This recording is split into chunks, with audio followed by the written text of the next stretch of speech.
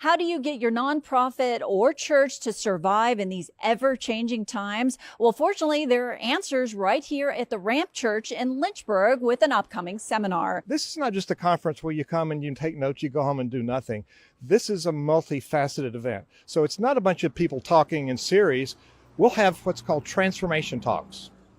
Transformation talks are one topic, cutting edge ideas to get you out of your chair to say, yes, I'm going to do something different. Then we're going to have lunch with all the presenters. We're going to have a panel, which you're going to hear about in a second. But then we're going to do some deep dives. How do you improve your board? How do you improve your culture? How do you make yourself more fundable? How do you work on your brand? And we support, it's transforming leaders, transforming organizations, transforming lives. This is a transformational experience. And this is your 28th year of doing this, and you've been very successful in the past. What do you think sets apart this whole event? We have the best speakers. We've got the best routine. We got the best location, and we've got the best marketing behind it. All the media have been so supportive. So we want everybody to come. Now, unfortunately, everybody can't fit in here. So it's time to register. So it's lynchburgtogether.org. It's time to register. Now, we're having it at the Ramp Church. It was the first place we visited and we moved here. And the Ramp Church demonstrates good leadership. Bishop Younger is one of his keynote. He's our host, but he's also a keynote. He will inspire us. And we're here because that's leadership in action. And speaking of which, we have him right next to me. And let's talk more about your message that day. You are the keynote speaker. We're going to be talking about pivoting, being adaptable, and so many leaders and boards have great vision, but they lack strategy. And so when you come to this event, you won't be able to unsee what you see and unhear what you hear. It is definitely going to shift the way you do things when you leave this place. And I believe there are going to be some connections that are going to be made as well.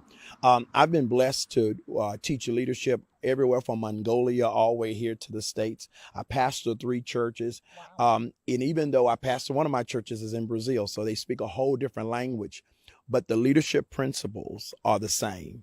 And so there's somebody who's already doing and already accomplished what you're trying to accomplish. And it's moments like this that we experience the synergy. And so in order to go somewhere that you need to go, you must invest time and energy. And I think coming to this event is going to be a well-spent investment of your time. And the point too right now is after COVID, a lot of things have failed out there, nonprofits, churches, and it really is about learning to take action, right? It's about taking action, and it's about moving in the moment.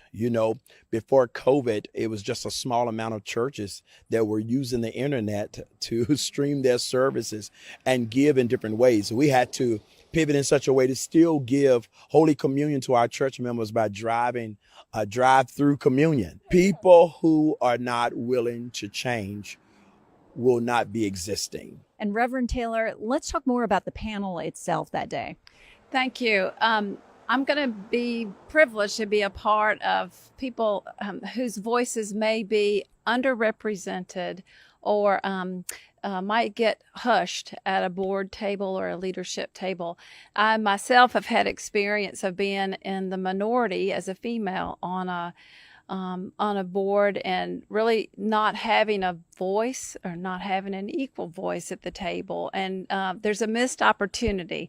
I'm not unique. I think every board can use a check-in to see what voices are we amplifying and what voices are being shut down. And this panel is going to be people of person of different abilities, female and person of color, to just tell what our experience has been serving on boards and hopefully in telling our stories. And Hugh, the time is now. You better sign up. lynchburgtogether.org is the link. So it's October 14th, lynchburgtogether.org. It's time to register now.